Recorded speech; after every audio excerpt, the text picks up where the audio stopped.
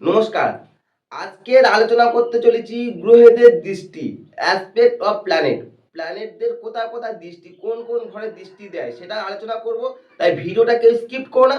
মানে গ্রহরা কোন ঘর থেকে কোন ঘরে দৃষ্টি দেয়, তার কততম দৃষ্টি আছে, কোন কোন ঘরে দৃষ্টি দেয়, যাবতীয় ঠিক আছে সেই অনুযায়ী আপনাদের জন্মছকে কোথায় কোথায় গ্রহরা বসে আছে, কোন ঘরে দেখছে সেটাও জানতে পারবেন। তাই ভিডিওটা কেউ স্কিপ করো না, স্কিপ করলে মিস করতে পারে না। আশা করছি আপনারা উপকৃত হবেন, 100% উপকৃত হবেন।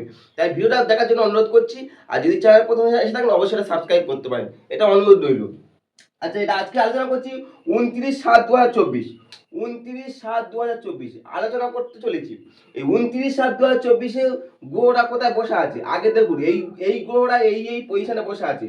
চন্দ্র কোথায় বসে আছে? চন্দ্র বসে আছে আপনার মেষ রাশিতে বসে আছে। মঙ্গল কোথায় বসে আছে? মঙ্গল আছে আপনার বৃষ রাশিতে। বৃহস্পতি বসে আছে বৃষ রাশিতে। শুক্র বসে আছে আপনার কর্কট রাশিতে। রবি বসে আছে কর্কট রাশিতে। বুধ বসে আছে আপনার সিংহ রাশিতে। কেতু বসে আছে আপনার কন্যা রাশিতে। শনি বসে আছে আপনার কুম্ভ রাশিতে রেট্রোগেট বর্তমান। রাহু বসে আছে আপনার মীন রাশিতে বসে আছে। তাহলে এই 29/7/2024 এই যে গ্রহদের অবস্থান, এই গ্রহদের যে অবস্থান অনুযায়ী গ্রহরা কোথায় কোন ঘরে দৃষ্টি দিচ্ছে এবং আপনার জন্ম ছকে গ্রহরা কোথায় অবস্থান করছে, কোন ঘরে দৃষ্টি দিচ্ছে সেটাও নিজেরা বুঝতে পারবেন। তাই ভিডিও যারা দেখছেন অবশ্যই পুরো দেখো। দেখলে আপনাদের জন্ম ছক ওয়াইজ, এটা তো আমি আজকেকার ছকটা দিলাম, এবার সেই সাপেক্ষে চন্দ্র কোথায় দিয়ে দেখছে বা পরপর পরপর ধাপে ধাপে বলবো। এবং আপনার জন্ম ছকে যেখানে চন্দ্র বসে তার সপ্তমে হোক বা পঞ্চমে হোক বা কোথায় কোথায় দৃষ্টি দিচ্ছে সেটা জানতে পারবেন। কারণ আমার চ্যানেলটা আপনি অ্যাস্ট্রোলজি শিখতে পারবেন, চ্যানেলে অ্যাস্ট্রোলজি শিখতে পারবেন 100% আমি বলছি। তাই পুরো ভিডিও দেখো, দেখলে বুঝতে পারবেন আপনার জীবনে 100% উপকৃত হবেন।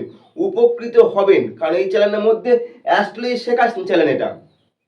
চন্দ্র আমি যে দিয়েছিলাম, চন্দ্র চন্দ্র এই ঘরটা যেহেতু বসে আছে মেষ রাশিতে বসে আছে, চন্দ্র কিরকম দৃষ্টি দিচ্ছে? চন্দ্র পুরো সপ্তমে দৃষ্টি দেয়। চন্দ্র এইরকম সপ্তমে পুরো দৃষ্টি দিচ্ছে, এই ঘরে দৃষ্টি দিচ্ছে। ঠিক আছে, গ্রহরা যেহেতু এইরকম অ্যান্টি ক্লক ওয়াইজ ঘোরে, সমস্ত গ্রহ কারণ ঘড়ি কাটার বিপরীতে ঘোরে, চন্দ্রটা ঠিক তেমনি এইভাবে তোমার দৃষ্টি দিচ্ছে তোমার কি পুরো সপ্তমে। অর্থাৎ চন্দ্র এখানে বসে আছে বৃষ রাশিতে তোমার দৃষ্টি দিচ্ছে চন্দ্র। তাহলে চন্দ্র এই পজিশন হয়ে গেল। আচ্ছা, এবার রয়ে গেল কি মঙ্গল বৃহস্পতি। মঙ্গল আর আচ্ছা মঙ্গল একটা একটা করে যাই। পরের গ্রহটা কি আছে? পরের গ্রহটা আছে আমাদের মঙ্গল। গড়টা করে মঙ্গল। মঙ্গল কোথায় দৃষ্টি দিচ্ছে? মঙ্গল তো এখানে বসে আছে এই পজিশন, অর্থাৎ বৃষ রাশিতে বসে আছে। মঙ্গল এই বৃষ রাশিতে কোথায় দৃষ্টি দিচ্ছে? মঙ্গল বৃষ রাশিতে কোথায় হচ্ছে? মঙ্গলের দৃষ্টি হচ্ছে চতুর্থ সপ্তম অষ্টম। যার জন্ম ছকে দেখুন আপনার মঙ্গল কোথায় বসে আছে সেই অনুযায়ী সে দৃষ্টি দিয়ে চতুর্থ সপ্তম অষ্টমে। চতুর্থ কি? আচ্ছা 1 2 3 4 অর্থাৎ কি ঠিক এই পজিশন দৃষ্টি দিচ্ছে চতুর্থ। সপ্তম কি? 1 2 3 4 5 6 7 অর্থাৎ এই ঘরে দৃষ্টি দিচ্ছে। অর্থাৎ কিরকম দৃষ্টি দিচ্ছে? ঠিক এইভাবে দৃষ্টি দিচ্ছে সপ্তম। আচ্ছা অষ্টম, চতুর্থ সপ্তম অষ্টম। ঠিক আছে, অষ্টম তাহলে কোন ঘরটা হচ্ছে? এই ঘরটা হচ্ছে। অর্থাৎ কি এটা 4 নম্বর ঘর, এটা তার 7 নম্বর ঘর, এটা তার 8 নম্বর ঘর। অর্থাৎ কি তার ঘর থেকে সে তার পজিশন থেকে সে কত নম্বর ঘরে দৃষ্টি দিচ্ছে? মঙ্গল তার ঘর থেকে সে চতুর্থ দৃষ্টি দিচ্ছে। মঙ্গল তার থেকে সে আমরা সপ্তমে দৃষ্টি দিচ্ছে। মঙ্গল তার ঘর থেকে সে অষ্টমে দৃষ্টি দিচ্ছে। অর্থাৎ কি মঙ্গল 4 7 8, যার জন্মছকে যেখানে মঙ্গল অবস্থান করছে সেই সেই অনুপাতে তার গ্রহেদের সেই অবস্থার দৃষ্টি হচ্ছে। আপনার জন্মছকে যদি মঙ্গল ধরুন আপনার মকর রাশিতে বসে সেখানে চতুর্থ এখানে দৃষ্টি দিচ্ছে।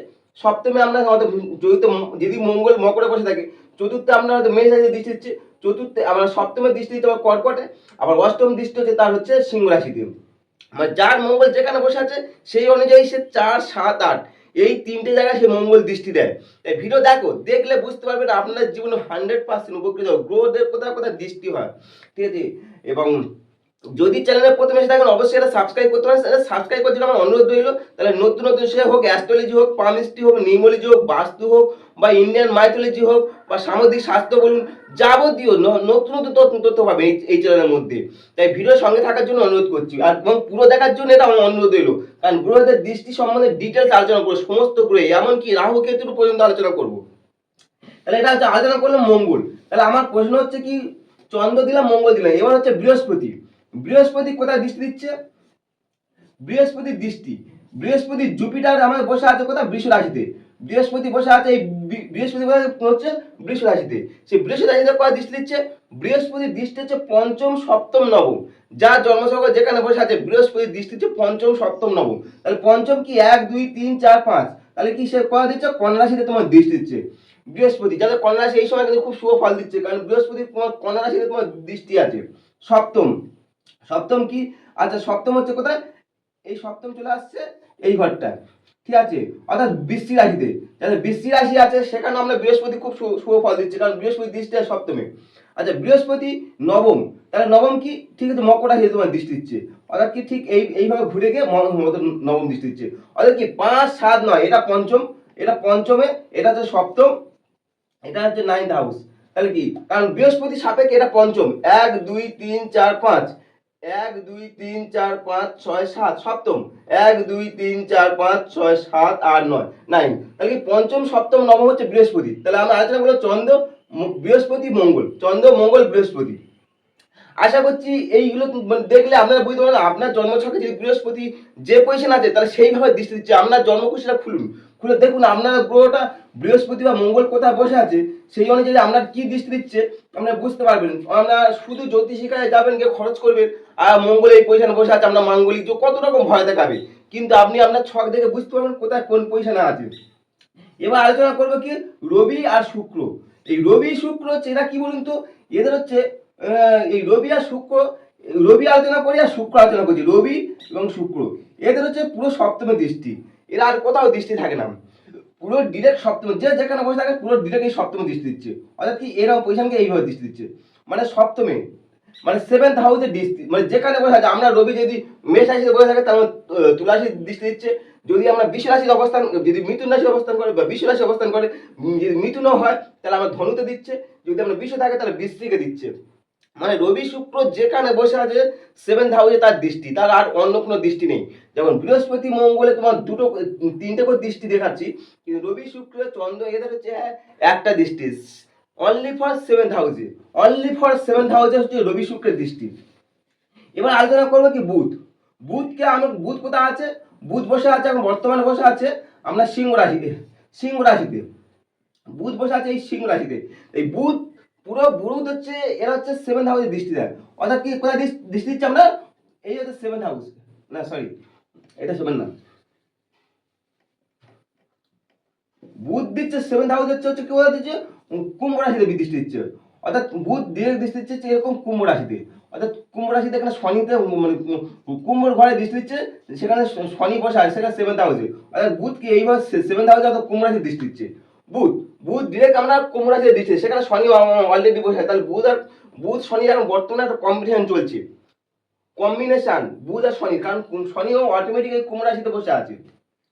তাহলে চন্দ্র, বুধ, মঙ্গল, শুক্র, রবি এগুলো হয়ে গেল। আচ্ছা এবার আলোচনা করবো আমি শনি। শনি কোথায় দৃষ্টি দিচ্ছে? শনির দৃষ্টিটা কোথায় দেখুন, আপনার জন্ম ছকে শনি কোথায় বসে আছে সেটা আপনি দেখে নেবেন। এই শনির ওপর ডিপেন্ড করে আমরা অনেকে ভয় দেখায় সবাই। শনি বর্তমানে বসে আছে কুম্ভ রাশিতে রেট্রোগেট হয়ে, শনি বর্তমানে কুম্ভ রাশিতে রেট্রোগেট হয়ে বসে আছে। তার দৃষ্টি কোথায়?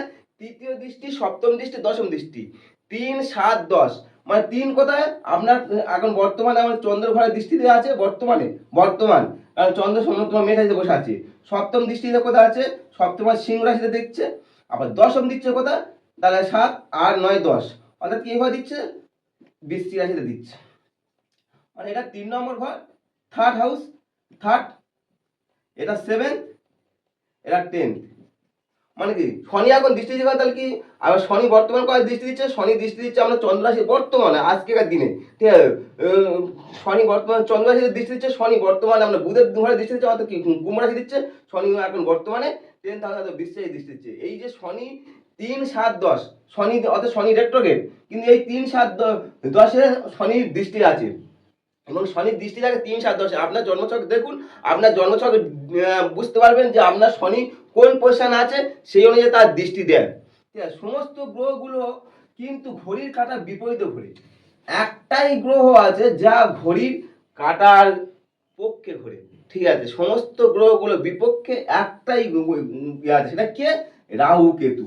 কেতু তো আর মানে কি রাহু কেতু হচ্ছে এরা উল্টো দিকে ঘোরে, অর্থাৎ কি বর্তমানে রাহু এই পজিশনে আছে, সমস্ত গ্রহগুলো ধরুন এইভাবে ঘুরবে, সমস্ত গ্রহগুলো এইভাবে ঘুরছে, রাহু কেতু কিন্তু এইভাবে ঘুরছে। অর্থাৎ এখন বর্তমানে আছে কোথায়, সে মীন রাশিতে বসে আছে, মীন রাশিতে সে বা কুম্ভ রাশি ঢুকবে, মানে কি এইভাবে ডাকছে না, কিন্তু ঘুরে ঘুরে এইভাবে সে ঘুরছে রাহু কেতু। এই রাহু কেতুর অনেকে বলছে দৃষ্টি, এর যে দৃষ্টি এর হচ্ছে বক্রগতি। রাহু কেতুর কোনোদিন সময় কি সরল গতি না, রাহু কেতু সবসময় উল্টো দিকে ঘোরে।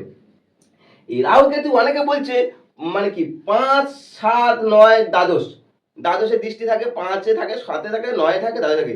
কিন্তু আমি বলবো না, সপ্তমে কোনো দৃষ্টি থাকে না, কারণ রাহুর অপোজিটে এখানে কেতু বসে আছে। কারণ আমার যদি শরীরের আমার এই ধরুন গলাটা, আমার এই গলাটা ধরুন একটা সাইডে বসে আছে, তাহলে আমার দেহটা একটা আছে, আমি তো অটোমেটিক সেখানে দেখছি, মানে আমার শরীরে একটা অংশ তো এখানে আছে, তাহলে আমি কেন সেখানে দেখতে যাব, সেই ঘরটা কেন আমি দৃষ্টি দেবো, ঠিক আছে? তাহলে তো আমার শরীরে হাফ পার্ট তো এখানে আছে, বাকি অংশ তো এখানে, তাহলে রাহুর সপ্তমে কোনো দৃষ্টি হয় না।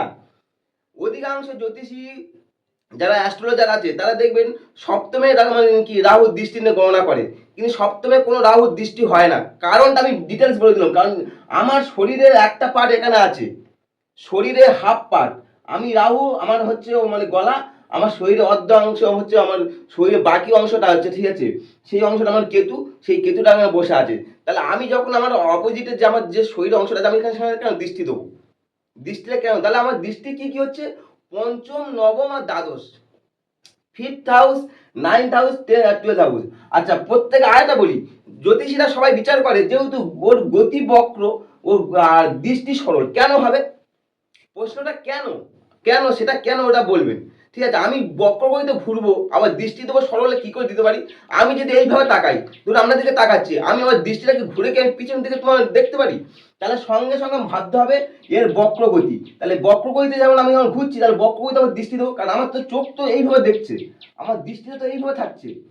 আমি যখন ঘুরছি তখন আমার শনি যেমন কি এইভাবে দেখছে, তার চোখটা এইভাবে থাকছে, ঠিক আছে? তাহলে রাহু যখন দেখছে তাহলে তো সে এই পোস্টানে দেখবে। তাহলে রাহু তখন কি হচ্ছে 1, 2, 3, 4, 5, 1, 2, 3, 4, 5, অর্থাৎ 5th হাউসে দেখছে। 7th আমি বললাম কেতু আছে আমার শরীরে একটা অংশ হয়, তাহলে দেখবে না, তাহলে 5th হাউসে রাহু দেখছে। আবার কয় দেখছে, আমরা 9th হাউস দেখছে, 9th হাউসে তো 7, 8, 9, এতে 9th হাউসে দেখছে। আবার আবার কয় দেখছে 12th হাউসে, আবার কয় দেখছে 12th হাউসে, অর্থাৎ পঞ্চম, নবম, দশম, দ্বাদশ, এই হচ্ছে রাহুর দৃষ্টি। অর্থাৎ কি রাহু বর্তমানে চন্দ্রের ঘরে দেখছে, রাহু বর্তমানে আপনার রবি শুক্রের ঘরে দেখছে, রাহু বর্তমানে আপনার বৃশ্চিক রাশি দেখছে। রাহুর এই তিনটে দৃষ্টি ধরা হবে, 5, 5, 9, 12, 7তে ধরা হবে না, ধরা উচিত নয়।